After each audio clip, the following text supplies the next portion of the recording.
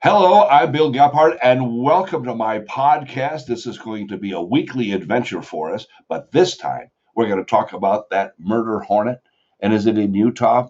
I think it is. I have a friend who thinks it is because we've seen it, we think, and we have some experts who think we're full of beans. We'll talk about that. The COVID 19 pandemic. Are you able to buy meat? I'm going to talk to a meat expert here in a few minutes, and we'll find out how questionable the situation really is. Also, our Utah congressman who actually had the COVID 19 disease and has recovered, and how is all of that affecting how he's approaching legislation for all of us. And we'll talk about some earthquake blastings, and we have a comedian we're going to talk to for a few minutes, and on and on and on. This is a weekly podcast. We're going to call it Bill Gephardt's Podcast until we can come up with a better name. So here we go. All right, joining us now, Congressman Ben McAdams from the Utah's 4th Congressional District. I want to talk about COVID and a couple of other DC situations. But first of all, how are you feeling? Because you were, shall we say, a victim of COVID 19. Yeah, it hit me really hard. I'm feeling great right now, but it was probably I was one of the early cases. I came down with symptoms on March 14th, so it's been coming up on 2 months ago. I first started feeling symptoms. I was sick for a total of 16 days, and then even after I got better, it was another 10 days, couple of weeks before I really got feeling good again. So What yeah, what what did that feel? Is that just like was that just like an ordinary flu, or what was that like? well, it started off kind of mild. The first day I started feeling symptoms, I felt achy, kind of run down, and I just went to bed early that night. And I woke up the next morning and I had a temperature of about 100 degrees. Again, felt achy and tired, and I just stayed home. We were quarantining at the time and being careful. And I called the doctor on that Sunday morning, and he Yeah. said, "Your symptoms, could be a dozen things. It could be the coronavirus, but it could be a dozen other things. So just continue to follow the public health guidelines and stay home and watch your symptoms." And so that was how it was for the first couple of days. It was Monday night, as had a rough night sleeping on Monday night, woke up Tuesday morning, and it had just taken a turn for the worse. I felt it kind of move into my lungs, felt that I had a belt tightened up around my chest. It's the sickest I've ever been. Yeah. So by about a week into symptoms, I was laying in bed just feeling awful, and I got up and I was walking across my bedroom, and I couldn't make it across the bedroom without stopping to rest Wow. on a piece, lean against the furniture, catch my breath. I was panting, and I called my doctor. And at that point, he told me that I needed to get to the hospital immediately, that something was going on. And indeed, when I checked in at the hospital, my oxygen levels were low. They put me Uh, on oxygen, and I spent 8 days there. could you smell and taste? Because one of the symptoms they say is that you lose your sense of smell and your sense of taste. I could still smell and taste. In fact, it felt a little bit opposite for me, that my sense of things that were sweet was actually stronger. I Oh, didn't have much of an appetite because things just tasted really sweet. And I don't know if that was in my head or if it was a symptom of the coronavirus, but I lost 13 pounds in wow. the 8 days that I was in the hospital. Not a But you are diet plan that recovered. I am recovered. It's not a diet plan I'd recommend for anybody, No. but I'm recovered. I'm doing well now. But it just hit my body so hard that I was off kilter, and for some of the time really sick, but off kilter for about a month. All right. Now, a whole bunch of us have seen problems with this quarantine and with the shutdowns and on and on. So, you guys in Congress developed this Paycheck Protection Program, Yep. and that rolled out. Some people got their money. The LA Lakers got their money. Of course, they're giving it back. Some other big, got millions of dollars. What about guys like me running a business who are trying to get 50, 60, 70 grand and we're not getting it?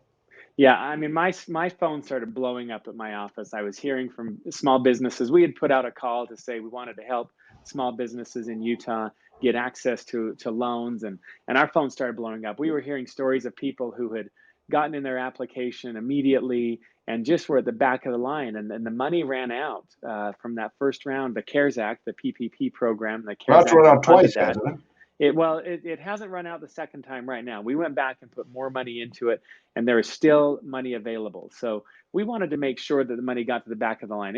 You heard of Ruth's Chris Steakhouse, Sure, Shake Shack, the LA sure. Lakers, some big entities that were getting all the money and scooping up loans of millions and millions of dollars, while the small business that needed $150,000 to stay alive for a couple of months was just pushed to the back of the line. So I called for the SBA to release the names of those entities that were receiving the loans, so Yeah, we could I check didn't and start a make whole sure. investigation. Yeah, yeah. And so we did put some more money into it. There's money available still right now. It certainly will run out, but there's tens of billions of dollars still available. If small businesses are looking for it, they should contact their financial institution, and That's they can not get an a loan. easy thing.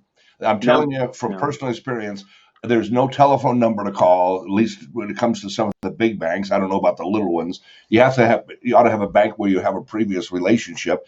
They seem to be swamped. Meantime, the unemployment rate, because the whole idea of this thing is for employers to keep people employed. It becomes a grant. And here we're getting to be 15, 20% unemployment, and still, I mean, listen, you've started an investigation into this, so I think you know Yeah, exactly what I'm talking yeah, about. I do. Yeah, yeah, that's exactly what was happening. The those big firms that had, if you had accountants and lawyers and all of that on staff, you were able to navigate a complex and difficult environment to get your loan. Yeah, And the little guy who really needed it. By the way, Shake Shack, they have other places they can get money too. I don't dispute that Shake Shack's hurting and sure. Ruth's Chris Oh, Steakhouse no, is that's right. hurting, but they got other places they can get their money. This wasn't intended for them, and they came in and scooped up loans of $8 million, and their $8 million loan meant 80 to 100 plus businesses that were looking for a $200,000 loan or something in that neighborhood just couldn't get it. And so No, we are pushing. We've tried to push it to smaller financial institutions. What you saw is, the big companies had institutions with the big banks, and it seemed like that was meaning they got their loans faster, and the small credit union, that maybe it took them some time to figure out how to navigate this complicated process, and that their borrower took some time, so they just were. yeah, I yeah, think yeah. in many cases, no fault No, and no bad intentions, but these small businesses ended up at the back of the yeah. line. And so we are watching this very carefully to make sure that the little guy can still get access to a loan. They're still available. And look, if there are any businesses out there, Utah businesses that are looking for a loan, we're not a financial institution. No, We're a congressional office, yes. but we can connect them with a list of financial institutions who are still processing loans and Send make you an sure that they email. can get in line. Send me an email. Go to my website, probably the best thing. You can get an email or a whole list of resources there, mcadams.house.gov, and you can find the resources, and we can connect you to resources for lenders who can get you a loan. It is running out, and it will run out. So And encourage you to do it if you quickly. forget that website, don't worry about it. Just go to Google Ben McAdams. A whole bunch of websites pop up for you, Yeah, but it's easy. Um, the let's move on from that for just a second, because quite frankly, I really do not understand Washington's strategy for quarantining and now reopening. Um, I'm not a doctor. I don't play one on TV. But on the other hand, I have a clue about how viruses spread and how germs spread.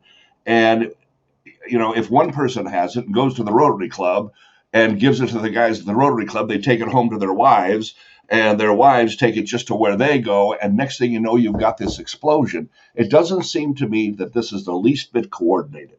yeah.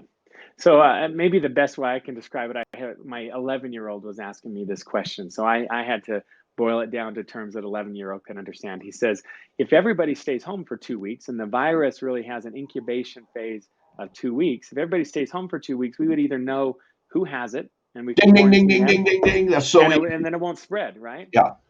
So why are we 2 months into quarantine if it's really only a 2-week process? The answer that I gave my 11-year-old is that we haven't really perfectly followed that. There are still interactions. People have to go to the grocery store. Yes. Grocery store workers have to be there, nurses in hospitals. So there are interactions in society that are inevitable, There's no and it's question. going to spread. It's going to That's spread, right? But the better job we do of limiting those interactions, the more we can contain the spread and shut down this virus. So, But it seems that we should be a nationwide coordinated thing, yes, because in exactly. Utah we're doing fairly well compared to some other places. California seems to have brought that curve down nicely with some Yeah. strict actions. controversial to some, not to me, but I think we're going to go back to where we started. We're going to shut everything down again. At least that seems to. What do you think? That is the risk, and that would be economically devastating, not to mention the people who would die because of that. So as I look at it, there have to be interactions. There are going to be interactions, but let's make sure every interaction counts. Yes. That it's not me going out socially getting together for a barbecue with 30 friends. That doesn't count. That's not doing any good for society. What counts is allowing somebody who's sick to go to the hospital, maybe somebody who needs a knee replacement. Yeah. We're starting to do some of these elective surgeries. So if you Yeah. need a knee replacement, a hip replacement, a colonoscopy, those are important. We want to let those people have their interactions. And interaction is, I don't know what the number is, but let's say 1 out of every 100 interactions you're going to. I know, but I just want the coordinated. Let's make prefer, yeah, exactly. Yeah. Make sure that they are limited and they count.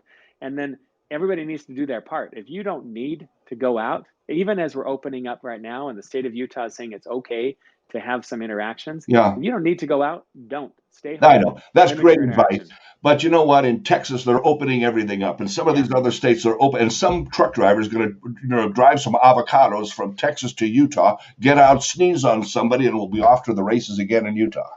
A national coordinated strategy there you are. would do wonders. Would do wonders to slow the spread and help us to reopen. And we could have reopened a while ago if we had a national coordinated strategy. We wouldn't be in the situation we are right now, risking a future shutdown.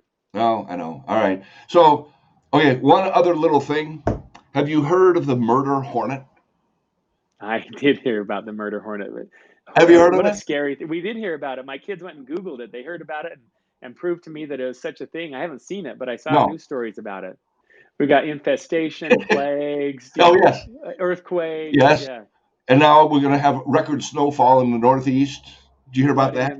No, really. Okay, Ben McAdams, from the 4th Congressional District, join us again here on the Bill Gephardt Show, won't you? I will love to. Thank you, Thanks, Bill. Ben. Stay healthy and stay safe. Yeah. Yeah, bye-bye.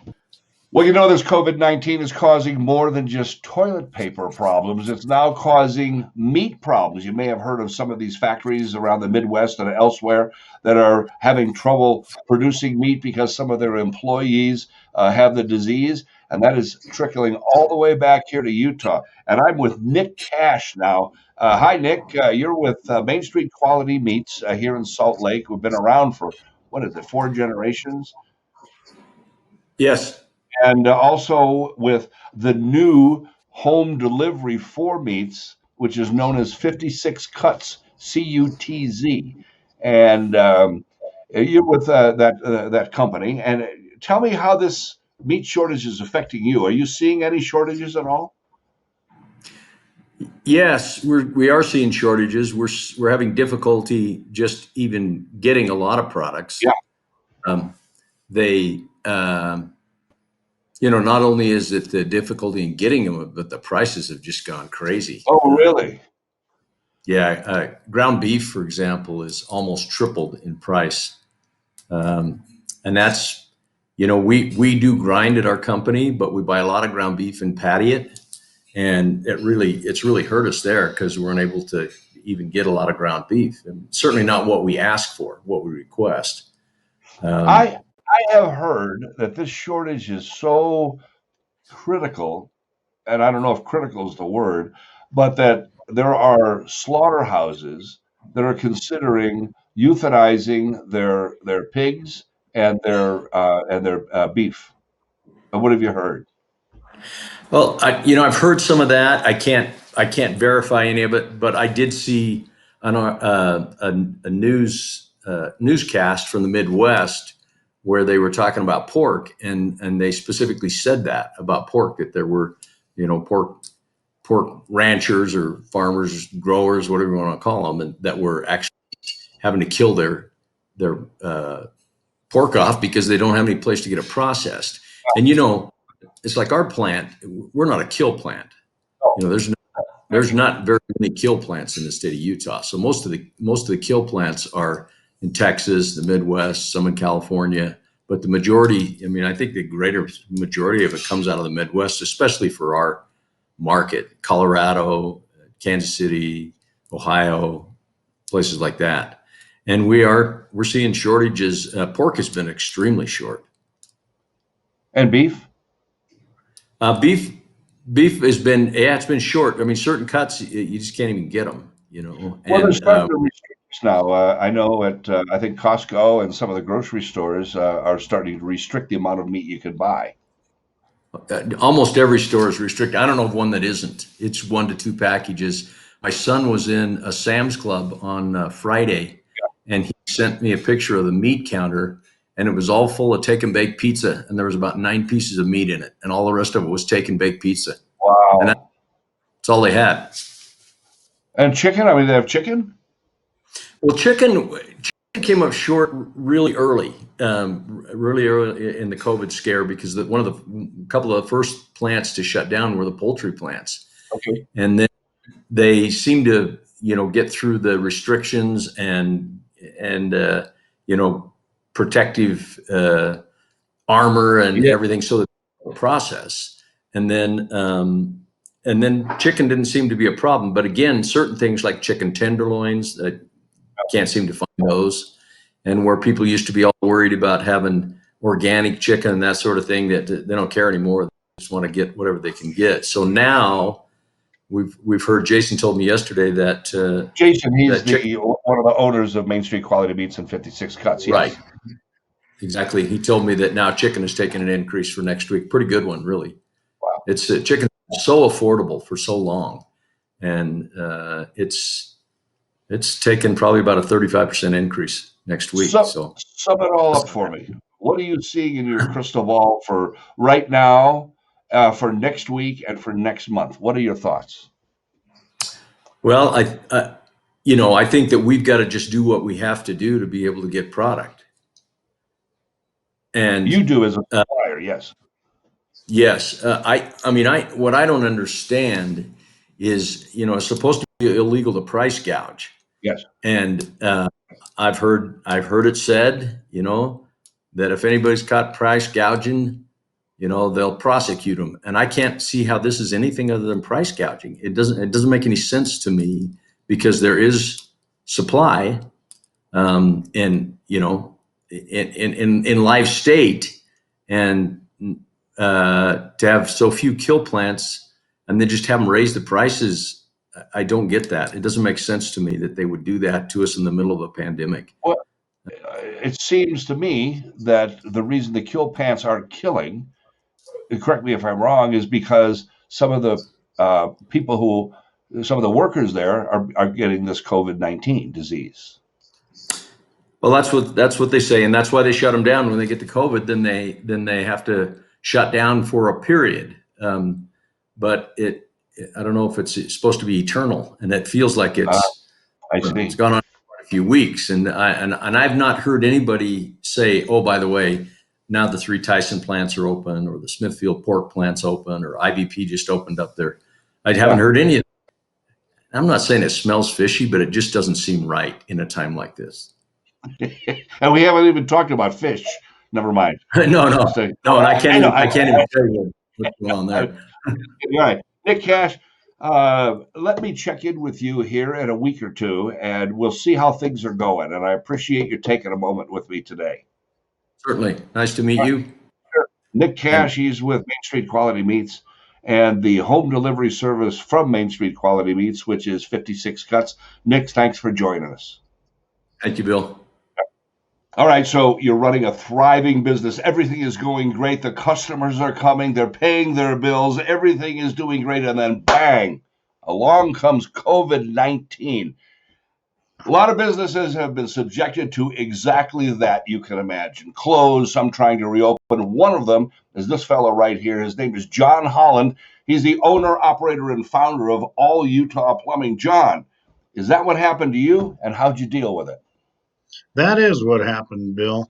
We're moving right along, and then exactly this thing came in and put the brakes on, and yet us being an essential business, of course, we need to be prepared. Yes, essential business.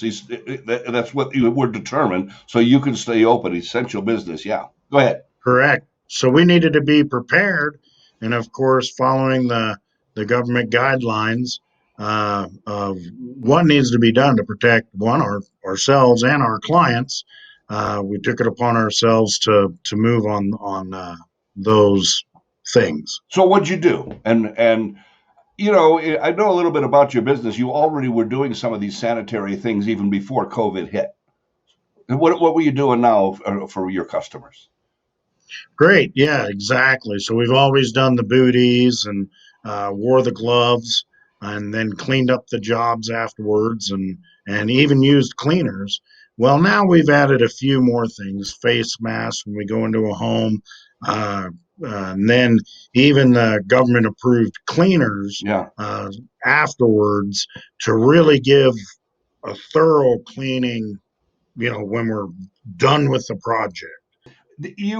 Business was down. My guess is business was down, but through the things you're talking about here, you were able to survive some of this stuff and thrive, actually, right? Right. I mean, you're actually hiring. I hear you're hiring. Is that true? It is true. So some of the things that we did to continue to be able to bring the clients in, new clients and existing clients, which is the most important thing to do, is make both happy, and then you get more clients. Yep. At any rate, just letting existing people that we work with know that we're still here, and then putting out into like Gephardt in that platform, letting it be known that we're still here. Definitely all social media just kept going, and then and that's allowed us to, now we're opening up and we're hiring. We're looking for a journeyman plumber, master plumber, an accredited employee that's required, and that's what we're excited to get, along with, I've got some bullet points on what we're looking for if we have time for that now. You're not looking for laborers. You're not looking for helpers. Is that correct? You're looking for people who can go into homes and take charge, licensed people, right? Yeah, that's the first thing, first person that we're looking for. We are looking for a helper. I've pretty well got that filled possibly, but I'm still willing to talk to anyone that would like to get into the trade. I do feel the trades were short just a couple months ago. We were having a heck of a time. Tell me a couple of the bullet points of people you're looking for. Yeah, so what I'm looking for is somebody that they are seasoned, 10 years in the industry, something like that. Lowry seasoned salt? Yes. Okay. Yeah, and a little bit of oregano. Okay, moving on. So yes, definite experience, licensed, clean cut, and ready to experience something different.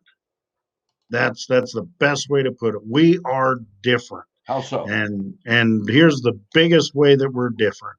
It's honest pay to our employees, which delivers honest quality service. That's what we want. We want our clients to be wowed by everything that we do because of the quality and that goes into it, and that my employee, my team member, because that's what we are as a team, feels that he can go out or she can go out and just, this is the problem. Here's maybe some options to fix it, but that's what you're hired for. And that's all we expect, is do your job and do it with your heart, instead of other people looking at this that might be thinking, maybe I'll go talk to that guy. Yeah. They know what I mean. Well, let's talk to you again the next time we come up with a podcast and see how you've done. The next time we talk, John, it's my understanding you want to get into DIY, do-it-yourself stuff for all sorts of people. Let's talk about that next time here, okay? That sounds great. All right, John Holland, owner-operator of All Utah Plumbing and Heating. Thank you for joining us. Thank you, Bill. Have a great day. All right. Are you feeling a little bit shaky lately? Well, get in line, because I think all of us in northern Utah are, because of all of these earthquakes that have been going on, these just about it. Remember, it started back on March 18th. We had that 5.7 magnitude earthquake that happened out there toward the Magna area out by the Great Salt Lake. We could feel it everywhere. I live, what do you think, 20, 25 miles away as the crow flies, and I felt it out here in Sandy. And then there was the first aftershock. That was 4.6. I felt that one. And do you know how many aftershocks there have been since then? More than 2,000. At latest count, it's like 2017. Now, I haven't felt most of those, but the closer you get to the epicenter, of course, the more likely you are to feel those. And then they said that all of this shaking, all of these earthquakes really has not relieved the stress on the main earthquake that happens every, I don't know how long, but it's every 1,000 years or so. We're still waiting for that one. Now, who better to talk to about whether the killer hornet is anywhere near us in Utah than an entomologist, a bug guy at the Utah Department of Agriculture and Food, Steve Stanko. Steve, welcome. Thanks for having me. Glad to be here, Kit.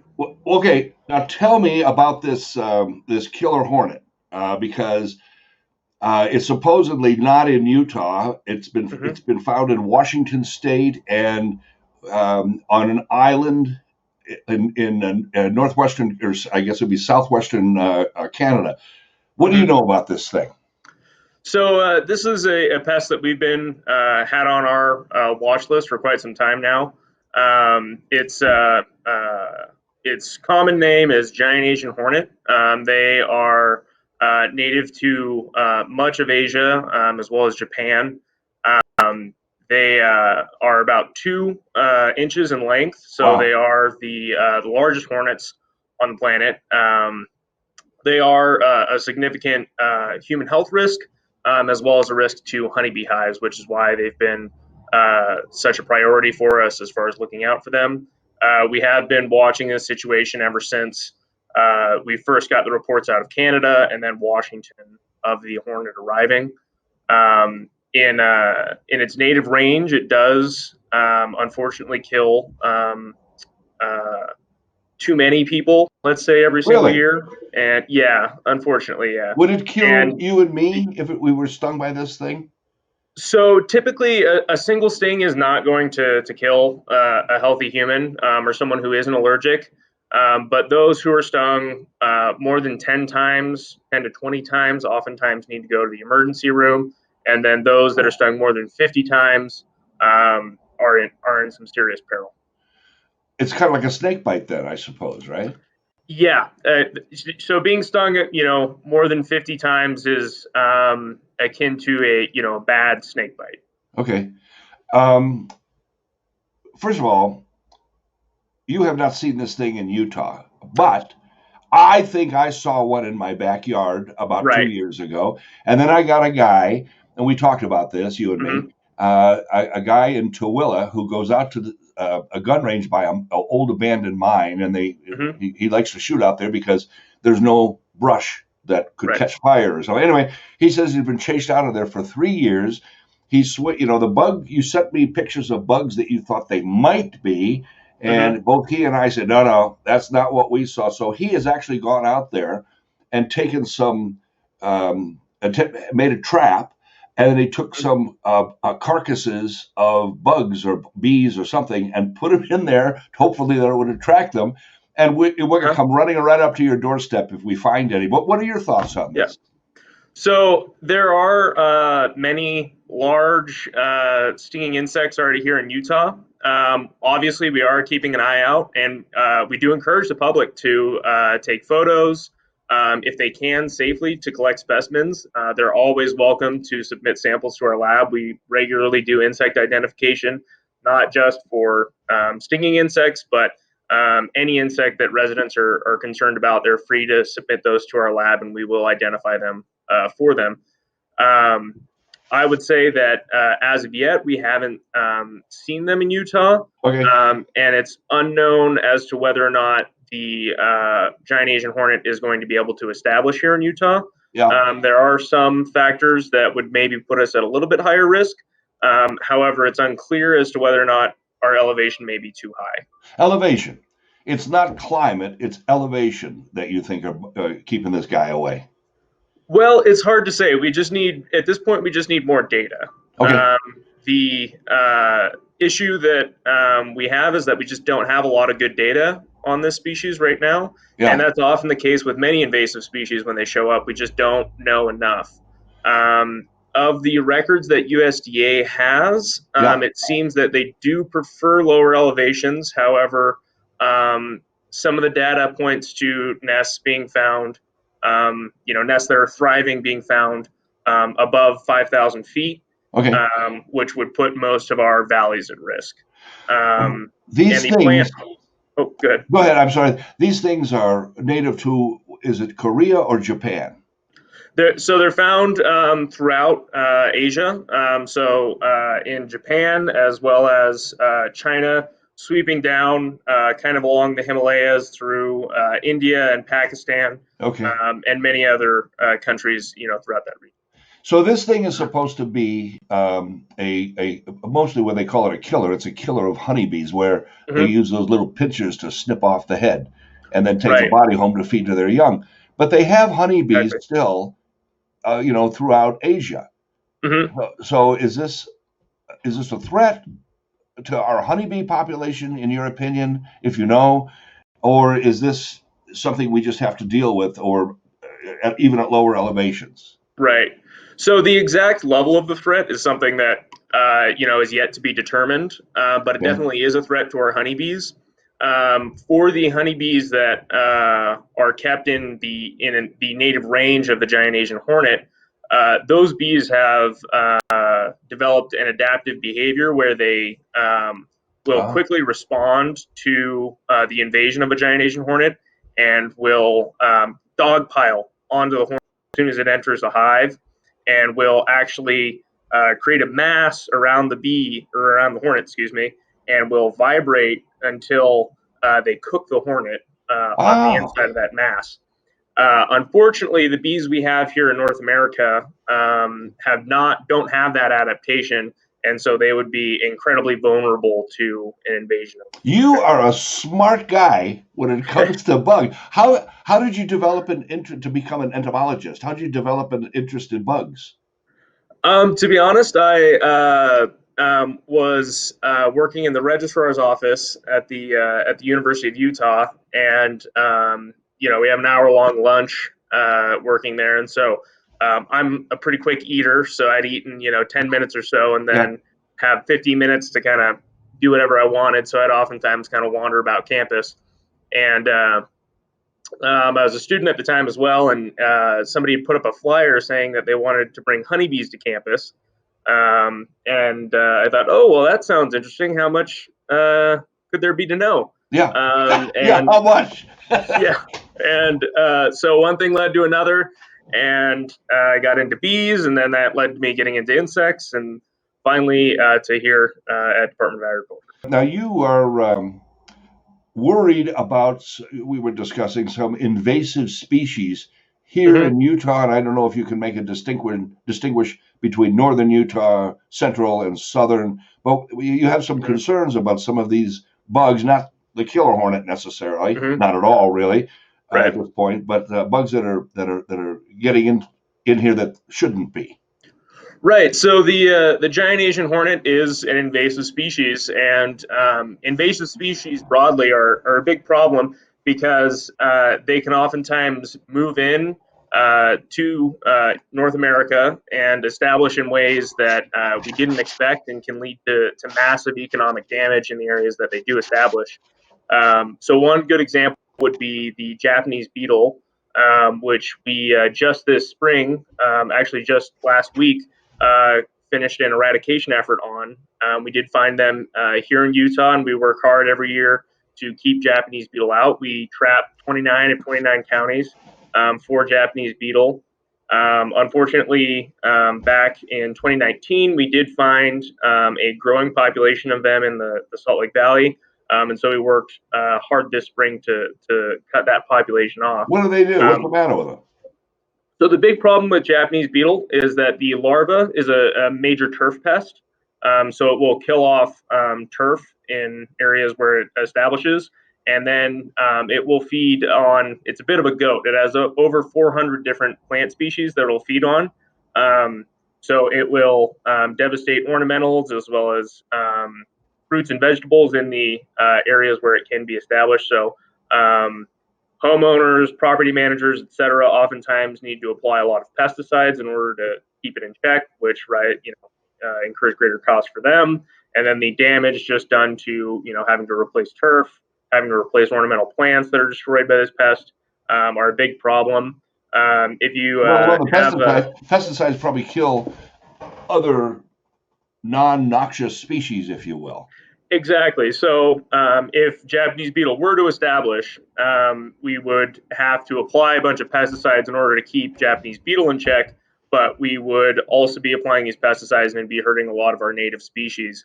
And so the more we can keep these non-native pests from establishing, the more we can keep this pesticide use in check, the better our native species will do, the better our native Utah environment. But it's not just the Japanese beetle. Am I right about that? There's other ones that you're correct. looking at? So we do have others that we're on the lookout for. So you may have seen on I-15, we do have some billboards about not moving firewood. This is to keep a number of pests in check because firewood is a great vector. It's a great way to move these invasive pests around. But one of them is the emerald ash borer. Emerald ash borer is emerald ash borer. Okay. It's the most devastating forest pest that we have ever seen in North America. It is well established in the east, and it's expected to kill almost all 10 billion ash trees in North America. Wow. For eastern forests, it's absolutely devastating, and for those industries that rely on ash lumber, it's becoming quite a burden as well. So one iconic piece of Americana would be the Louisville Slugger. They rely on sections of white ash to make that baseball bat, and they're having a hard time because the emerald ash borer is killing all the ash trees in their in the forests that they have set up for harvesting that white ash. So what do we do? Can we get rid of these things, or we just have to give up and no more ash trees? So here in Utah, we are working to keep them out. Thankfully, we don't have these in anywhere west of the Rockies. For those states east of the Rockies, unfortunately, it's just a management problem for them at this point. Yeah.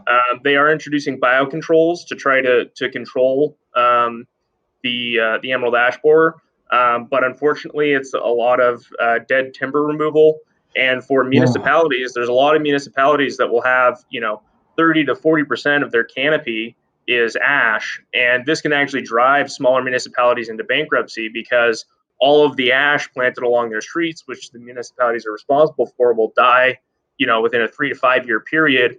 And I don't know if you've ever had to have a tree removed, but it can be quite expensive. Yeah, it's $500 a tree. Right, and then it can be even more expensive if, say, you have to shut down a road in order to, safely make those cuts, or if you have limbs overhanging buildings. Costs can really rack up. And so for smaller municipalities, a lot of them, just can't handle that. So it's a major pest, not only for our forests, but for our municipalities as well. Here in Utah, we have a unique species of ash called the single leaf ash, which is down in the southern part of the state. And this could potentially be an extinction level event for this unique species of ash that we have. Ooh, that's horrible. How long has that thing been around? How long has that thing been around? Yeah, emerald ash borer. So it was first discovered in Michigan back in 2002. However, it was probably here much earlier than that. The backdating that the data clearly supports is to the early 90s is probably when it first arrived here in North America. Personally, I think it was probably late 80s is when it actually arrived. Ever since then, it's unfortunately been killing ash trees, and we've had a very hard time controlling it. But I think that Utah has a fighting chance to keep it out if people can be good about not moving firewood. Wow. Okay. Other bugs that are bugging you? So those would be, two examples. So you sent me, didn't you send me 4 pictures? Yeah, so we have two others in there, just some of those stinging insects that people yes. may see yes. here in Utah. And so one of those is the Tarantula Hawk, which is down in the southern portion of our state, and so called because it actually predates on tarantulas. Okay. And they're harmless. they're aren't they, they're about tarantulas? 2 inches long, so Yeah. they're big. They're a metallic blue color on their bodies, and then a fluorescent orange color for their wings. They have so when we look at insect sting pain, we have something called the Schmidt pain index. Jerry where Schmidt. Jerry Schmidt hurts sometimes, huh?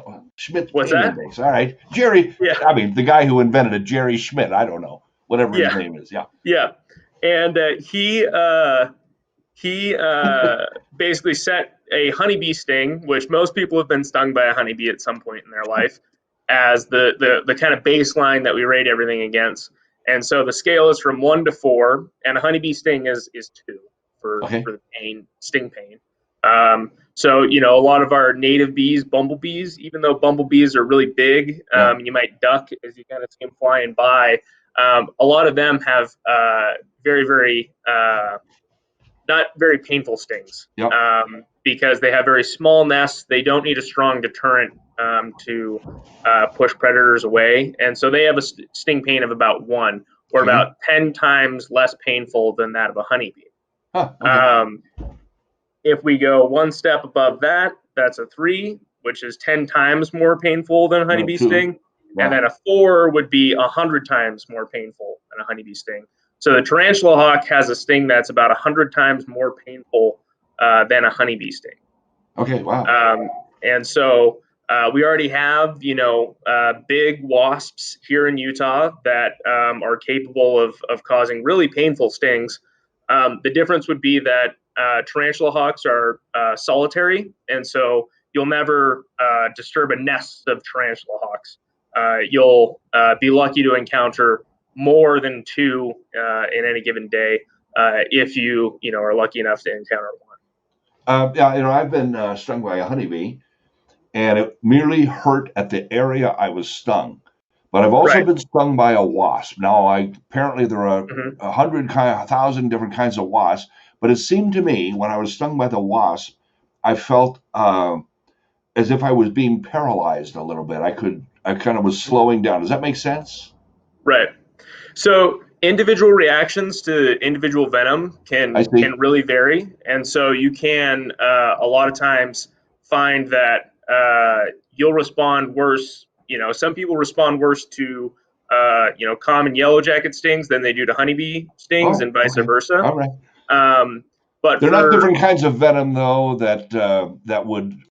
I mean, I know some of these wasps, they sting spiders and then jam the spiders still alive, paralyzed for their young to eat. And that's why I was thinking maybe that's what I was so that's kind of what the Tarantula Hawk actually does with the tarantulas, which is kind of something a little bit out of Alien. Yes, it is. Where they will sting the tarantula and paralyze it, and then they'll drag it back to a burrow either that they've commandeered from, say, a small rodent, or that they've dug themselves, or the tarantula's own burrow.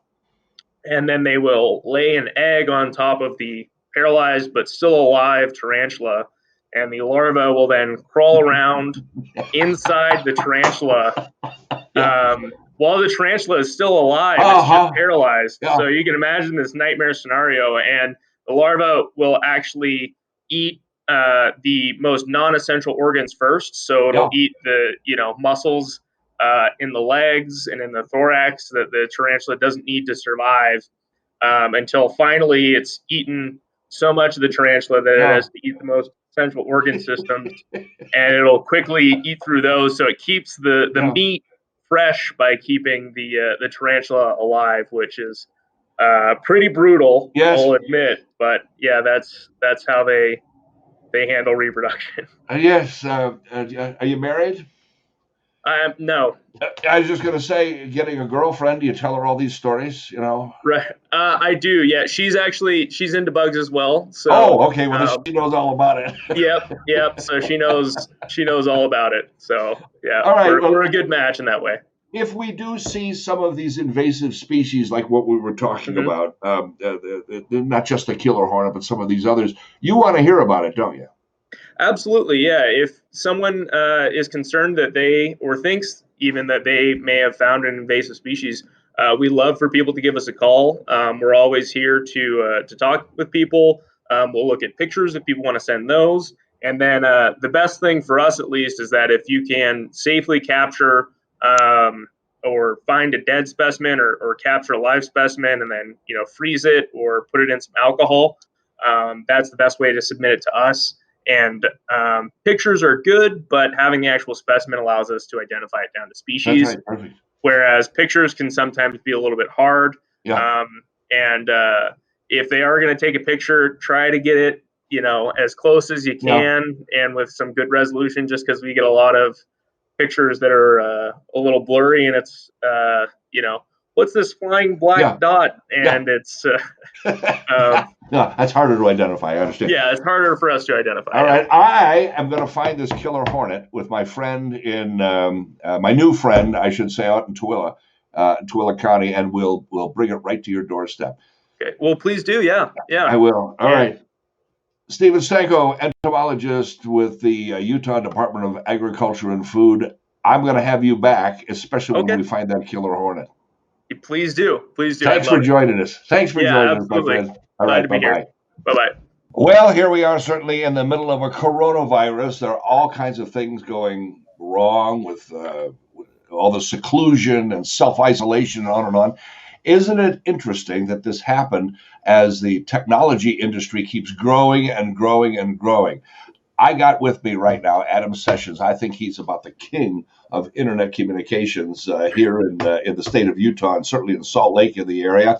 Adam runs a company called OneWire. It's a Gephardt approved company, and we actually have been using OneWire for a long time. I will go on and on about customer service because when you call them up, they answer the phone. You don't have to push buttons to find out what language you speak and on and on.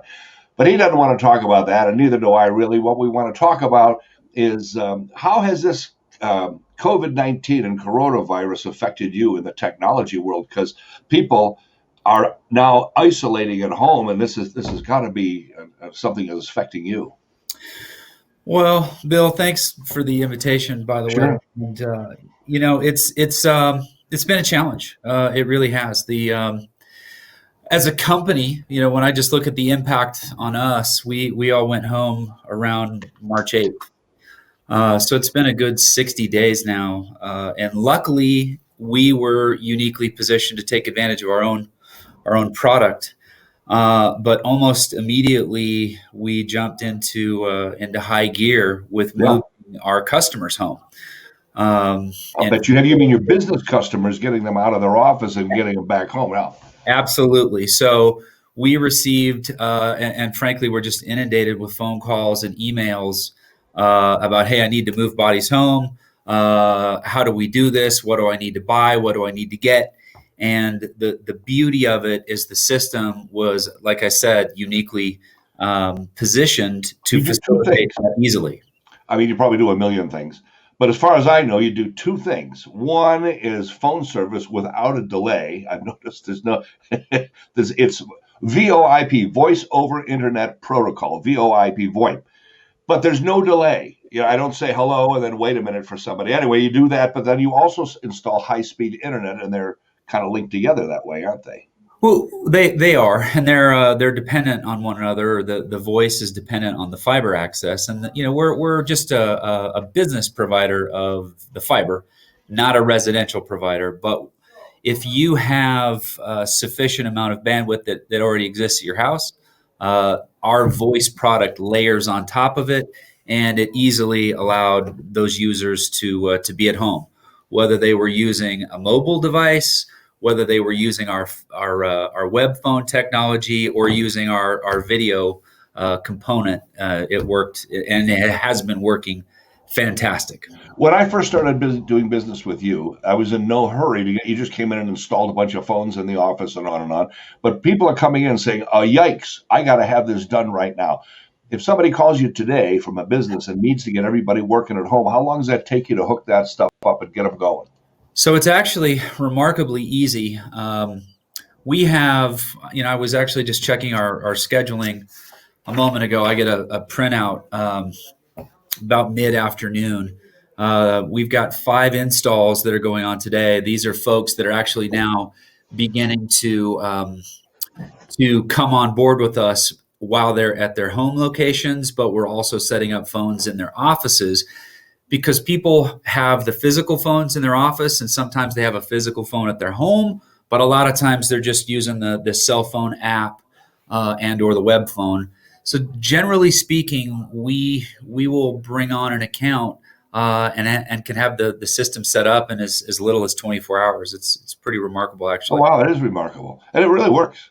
I mean, I've had a bunch of different phone companies in my office, and this one actually works. And once in a while, when a phone breaks down or something goes wrong, the best part for you, I know it's not, you're more into the techie stuff, but I'm into the customer service stuff. And I just love the way the guys in the back room answer the phone, and they often call me by name and then just fix it. Well, it's more than just phones. It's also just general internet service and bandwidth. And I think that's how you got started, isn't it? I'm not sure. It's not necessarily how we got started, but we're part of the Utopia Network that's here in town, which is a fantastic, really groundbreaking environment and network that was set up. And I apologize. I think it's a little between 12 to 14 cities where that fiber is at, and we have definitely seen our consumption level has gone up. And that's been really interesting to watch. We've seen our consumption of voice traffic has gone up, and it's been great to see the network sort of grow as a result of this. I mean, it's just fascinating to watch, just purely from an analytical standpoint. That's right. And 24 hours you can be hooked up.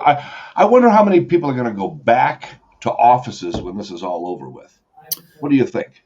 That's a very interesting question. I would think there will be a slower adoption rate in the beginning, just due to social distancing and needing to make sure that you have an appropriate amount of space.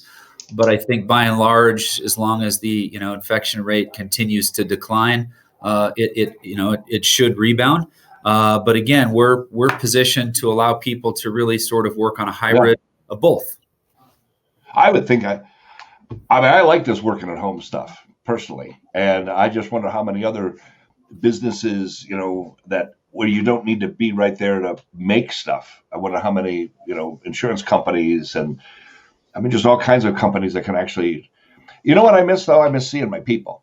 Yeah. I miss the face-to-face contact, but in terms of working at home, I can get out of bed without shaving or anything, walk over to and start playing with my computer, and it is. Are you a little unshaven there too? Maybe a little.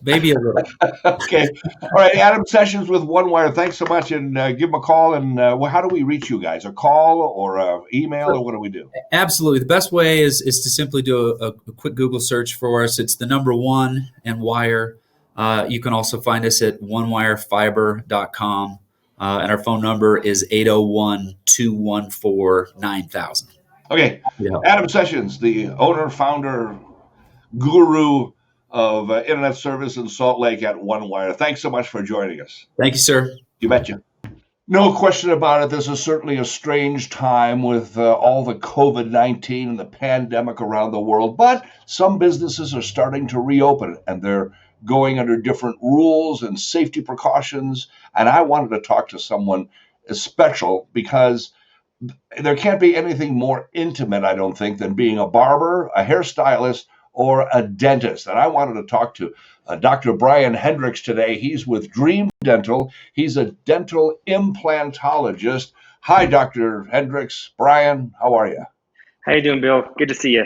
I'm really happy you're taking a few minutes with me today, because there can't be many people that go to more safety precautions than you. So you're an Yeah. implantologist. You can't be closer to people, I think, than about any other profession. What precautions are you taking?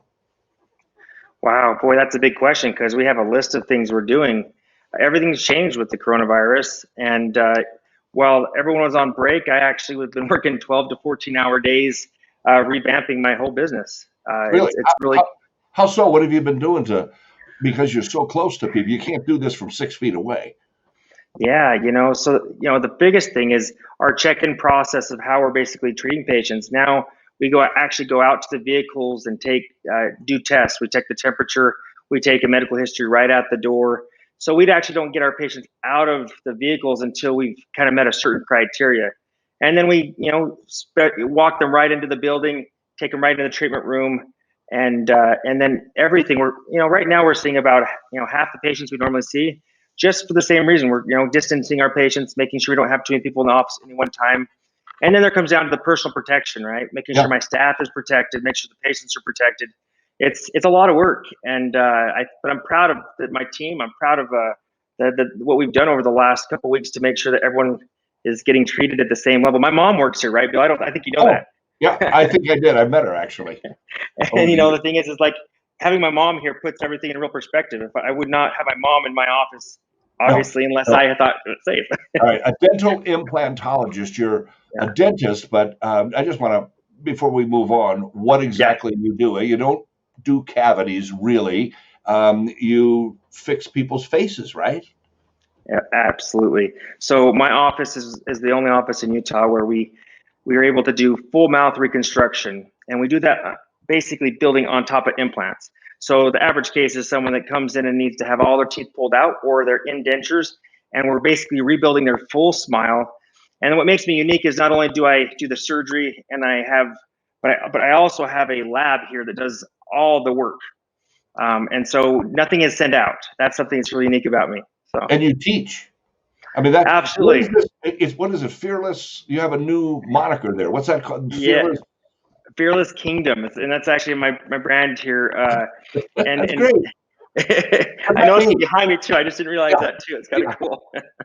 That's what I said. So yeah. So what's that mean? Well, I think that fear is one of the things. It's ironic that I actually came up with this brand, and before it was called Dream Dental Institute, but we changed to Fearless Kingdom about 2 months before Corona hit, not knowing at the time that fear was going to be one of the biggest things that was talked about. But dentists constantly have fear.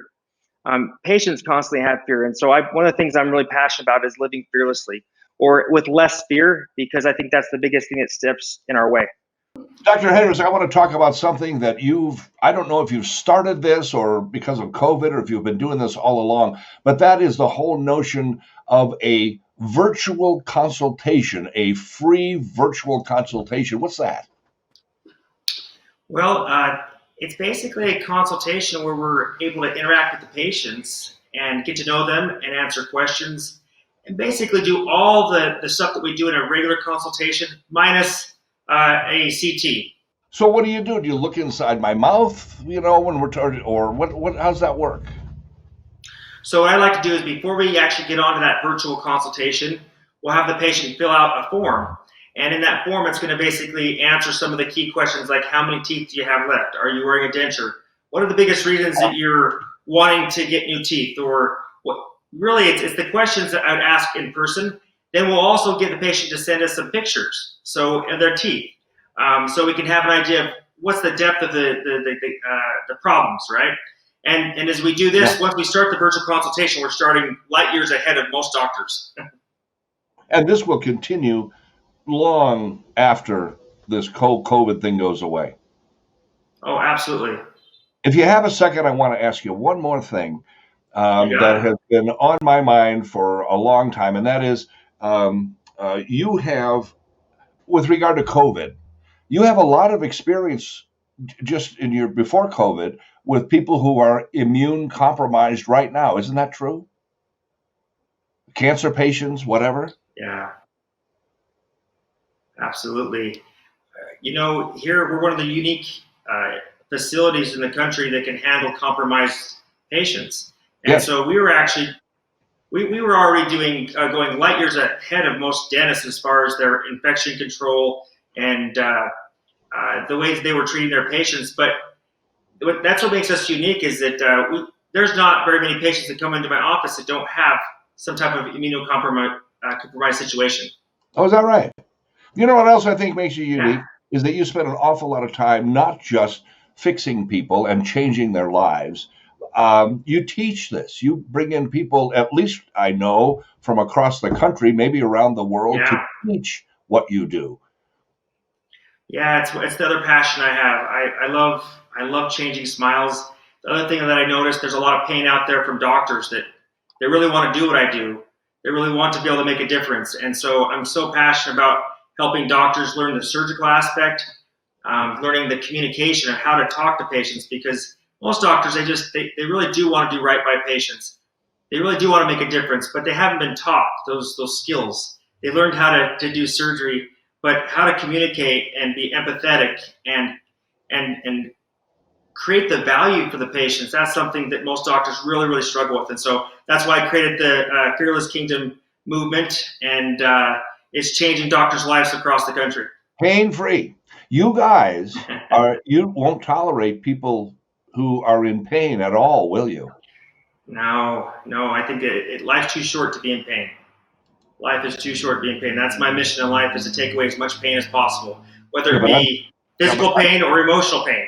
Oh, well, there you go. I mean, I'm 65 years old, and back when they started they were still filling us up with silver and mercury, and this will just hurt a little bit, but you guys don't. There's no more, the book Marathon Man. There's none of that stuff going on anymore with you, with dentists today. No, if you're in pain with the dentist you're working with, then you need to find a new dentist. The science has come so far. Is this a good time to have, what would you call it, mouth reconstruction? Is this a good time, or should we wait? Well, this is what I tell people is like, when is a good time to change your life? I think that what we do here is truly, like, we don't just change smiles. My mantra is, I don't change smiles, I change lives. And what's holding you back, there's usually 3 areas that a smile holds back. It's holding you back in your relationship, it's holding you back in your career, or it's holding you back in your health. Yes. And so I'd ask the question is, what area in your life do you want to get better in, to grow in? And will a smile help you do that? And I would say, so yes, now is a great time. Now is a fantastic time. Well, when would now be a good time? Well, yeah, I just wanted to go with all this COVID stuff, if it's a better time or worse time, or about the same. No, it's a good time, because I think everybody's we're being more cautious than ever. I think that we're trying to be, we always have been good as an industry, I think dentistry does a great job, but now we're even safer than we've ever been. But on top of that, Bill, like right now, because we know that people are struggling and they don't have a lot of money, and there's a lot of fear out there, we have a lot of promotions that we're doing right now geared towards people, bringing back my staff. I've been doing more work for with special scholarships and special opportunities for patients where they don't have to pay as much, because I truly just want to make a difference, and I want to get my staff back. And no more furloughing staff, right? Yeah. And so to me, it's a win-win for everyone. And so, as far as Dream Dental is concerned, please, that's the time to call in now, because right now is the best time. I've never been doing surgeries for such a great price than right now. Yeah. Okay. It says Fearless Kingdom behind you, but it's really Dream Dental in downtown Salt Lake City, and you've been around. Yes. I've known you since you were in Kaysville, wasn't it? Isn't that where you're? Yeah, Farmington. Farmington. You have really grown. You're teaching now. You're doing. Who to trust more than you, as far as I'm concerned. Anyway, we will talk again soon. I really appreciate you coming on here to a few minutes with me, Dr. Brian Hendricks at Dream Dental in downtown Salt Lake City. Thanks. Bill, appreciate you. Thanks, Bill. So there you are, another slice of life, which is what we're doing here on Bill Gephardt's podcast. That is the name of it, Bill Gephardt's podcast, but I really want to make this a little bit more about you and the things that you might want to know from time to time. So send me some questions, send me some compliments, send me some complaints, whatever. It's real easy to get a hold of me, Bill at GepphardApproved.com. So it's Bill at, and then you got to spell it right, GEPHARDT approved.com. Or you can just send it to our Facebook page. Go to, like the sign says, Gephardt Daily. And we'll read all of that stuff and make sure you leave a way to get in touch with you if we need to. So, we can. There you go. Okay, COVID virus, no COVID virus, it doesn't make any difference. We all still have to laugh. And the place a lot of us laugh, like me, is the Wise Guys in one of their 3 locations. And let me introduce you, if you haven't seen him before, Brad Williams, a comedian that's going to appear on the 22nd and 23rd, Friday and Saturday at 7 and 9:30 at the downtown Salt Lake City location. Brad Williams, welcome to the podcast. Thank you so much, man. Thank you so much for having me. And we're all getting to be a little bit more tech experts now, at least. Yes, we are. Now I'm doing all these interviews from home, doing podcasts from home. I'm ordering things off of Amazon.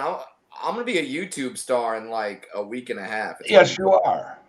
But now, there's something that's traditional. You have a newborn since the last time I saw you on stage here. You now have a 4-month-old girl, right? Yes, a 4-month-old daughter. We have my wife is Chinese, so we have the Asian dwarf baby, or the ADB as we call her. You got to respect the ADB, and so that's what my life's been. So when everyone keeps talking about how during these quarantines they're bored or they've watched everything on Netflix or I'm like, I don't know what you're talking about. I got a newborn. The only thing that I see in front of my face is just a confetti cannon of poop that's just been being flung at me at all. I see. So 4 months old. Unlike my kids, yours is not housebroken yet. Not yet. Although she is part Asian, so she will be ahead of the curve. Okay. She'll probably doing some quadratic equations in about a week and a half. It won't be. Yeah. Everybody's just the smartest kid I know. You'll be very boring and showing us all pictures very soon. That'll be great. Oh, I'll show you photos of the ADB. But here's the thing, is that everyone thinks their kid is the smartest kid or the cutest kid. Not too many people have Asian dwarf baby. I don't know if you ever seen an Asian dwarf baby. All I can say is, Baby Yoda, go F yourself. You got nothing. You got nothing on the ADB. Is this little girl a dwarf? Yes. Oh, okay. Yes, she is a little person. We had a 50-50 shot because my wife is tall. Thank you. Yeah. And that's how you know I'm really funny. Is people are like, Brad, you're a comedian. Are you funny? And then I point at my tall, hot Asian wife and go, this is who I have sex with. So yes. That's right. Yes, I am. I couldn't get her any other way. So yes. So she did come out with dwarfism. She has achondroplasia, which is the same kind of dwarfism that I had. Yeah. And some people have asked me, how I feel about that, and my thought is that's what I wanted. I wanted her to have dwarfism because normal babies, average sized babies, they get bigger, but they grow up. Yeah, my daughter turns 9. I still gotta discipline her. I'm like, go to your room. She's like, screw you, Dad, punt, and she kicks me. So right. I wanted a dwarf baby. You know what? I see your schedule. It's all over the country, including Las Vegas, but you're not really playing in Las Vegas right now, are you? No. My schedule seems to be updated daily. As many, I'm trying to get back out there, and Utah is a place where you can get back out there. Now, it's weird. I'm not one of these people that says, like, we should just go back to normal and everything. No. Let's practice caution, so I know the club is taking many standards to keep people safe. The capacity is, like, I think 65% of the club. Everyone's temperature is going to be taken as they enter the club. Anyone with over 100-degree temperature will not be allowed in the club. There's a whole set of rules they have right here. There you go. Yeah. You've got the rules. They're taking many precautions. And this is the only time I will say this. I have never encouraged people not to go to my shows, but if you are elderly or immune compromised or just not comfortable, then that's okay. That is okay. This is a complete choice. If you fall under one of those categories, you probably shouldn't come to the show. But if you want to come to the show, if you want to laugh, if you want to practice social distancing, if you want to wear a mask, okay. If you don't, that's your decision. I like to let people make their own decisions in terms of what we're going to be doing. You know who Keith is, the owner, right? Yes. You know, yes. Keith, I'm going to have to ask him about that because I see the rules. He has all of his wait staff and staff wearing masks, but is not requiring anybody who goes in there to wear a mask. And a mask, remember, is to protect others, not to protect myself. I just think that's an interesting rule. Not a bad rule, just an interesting rule. Yeah, I mean, we're all in kind of this is a new state. We're all kind of going by feel and making experimentation. I'm not going to pretend to be a medical expert. I'm not going to tell you what to do or what works or what doesn't work. My job is simply to make people laugh. And no. Yeah, but as a comedian, you can pretend to be a medical expert. For one thing. Yeah, I can pretend to be a lot of things now that I'm up on stage than just talking into a room. But I think it is important to laugh. I think it's important that we get back to we won't be back to what we were before this for a while. I don't know if ever, but it's important to get some normalcy back. If some people want to come out and some people want to laugh, as long as you're not walking up to a stranger's table and doing a spit take in their face, then I think this is something that we can do as long as we're all intelligent about it and we're all reasonable adults about this whole thing. I believe I will be there at one of the shows because I was last time. But and I'm over 65 and I'm not compromised any other way. I don't want to take any chances, but I do want to laugh and hang out a little bit. So I'm going to give it a shot. Absolutely, and that is absolutely your freedom to do so. What are you going to talk about roughly? Well, are you going to be talking about virus and stuff? It is the elephant in the room. I don't think you can go on stage with people in the audience wearing masks, sitting 6 feet apart from each other, with not allowed to sit with anyone who's a stranger. Yeah. I don't think you can walk on stage with everything going on and not mention it and just be like, oh, was there something in the news? Like, I don't. Normally, the elephant in the room of one of my comedy shows is my dwarfism, where I have to go on stage and I have to immediately address it, because if I don't, then the audience is just sitting there like, does he know? And yeah, I'm aware. But in this case, the elephant in the room is something different. So yes, I will talk about it. I'm not going to make my whole hour about it. Right. Lord knows you experience enough of that if you turn on the news or listen to a podcast or talk to a friend. This is an escape. I will be talking about other things. So my goal is to make you forget that there is a pandemic going on. Oh, you always do. Not pandemic, just you get me lost. Every time I see you get me lost in the sauce every time. I just love it. Well, now, good. Your career began when you were actually sitting in the audience. Yeah, I was in the audience of a show. I'm 36 now, which is 74 in dwarf, and I was. I don't know if I can make that joke anymore, because now I start making that joke, people go, "Oh my God, you're compromised," and it's like, no, it's a joke. I do think it's funny that this is a complete sidetrack. I do think it's funny that I actually went to a bank yesterday wearing a mask, and I thought, wow, times have changed. Yes, they have. I thought of doing that too. Get a little a withdrawal with a mask. Yeah. Yeah, I literally walked up to someone wearing a mask and said, "Put the money in the bag."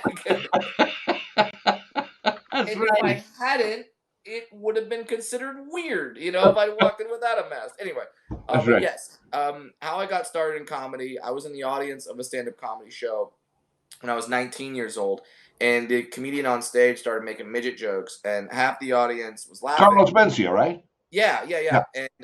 And half the audience was laughing, and the half that was sitting by me was just kind of looking at me like, Yeah. and he noticed that, and he goes, "Why aren't you laughing? These are funny jokes." And he actually said the words, "What, is one of them here?" And I raised my creepy little hand in the air, like, "Yeah, what's up, dude?" Yeah. And he brought me on stage, and he started asking me questions, and I was not trying to be funny. I was just answering the questions honestly, but my answers got laughs. Yeah. And it was at that point where I said, I want to do this. I want to be a stand-up comedian. So I started doing open mic nights the very next week. And were you not opening for him for a while? Were you on the road with him?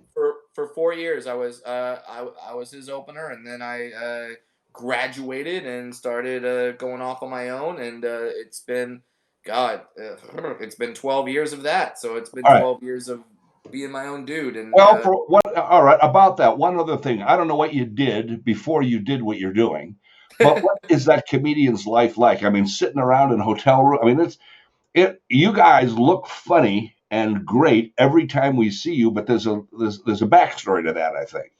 Oh, sure. It's a lot of, I mean, I'll say life has certainly changed. Life will change on the road because of this pandemic, because, back before, you would just go to a town and you would have to experience the town. You'd go out, you'd go to restaurants, sites, do whatever you got to do to pass the time.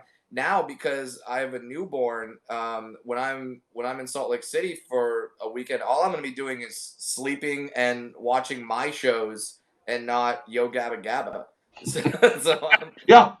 I'll be fine. I shall be there. Let's see. You're at least on stage on the Friday the 22nd and Saturday the 23rd, the 7 and 9:30 shows in downtown Salt Lake at the Wise Guys in downtown Salt Lake. So Brad Williams, I look forward to you coming to town. Thanks for joining us. Hey, thank you so much. And some people say, like, oh, you're going to Salt Lake City, you're not going to be able to talk about that much stuff because of all the Mormons there. And I go, absolutely not. I've been here before. I get the rebel Mormons. I get the Mormons that are like, I don't care. I'm drinking Diet Coke. I want to laugh. So that's who I look forward to seeing. And I look forward to allowing people an escape, and just, you can come out to the show, be smart, be safe, be reasonable, and just have a darn good time. 10-4, dude. I'll see you in a little while. Looking forward to it. All right, Brad Williams, thanks for joining us. Thank you, buddy. Okay, that's the end of this podcast. What'd you think of the thing? Any suggestions, any ideas? Let me know. And we'll see you later this week with another podcast. It will appear on Gephardt Daily and Facebook and some other areas. I'll see you then.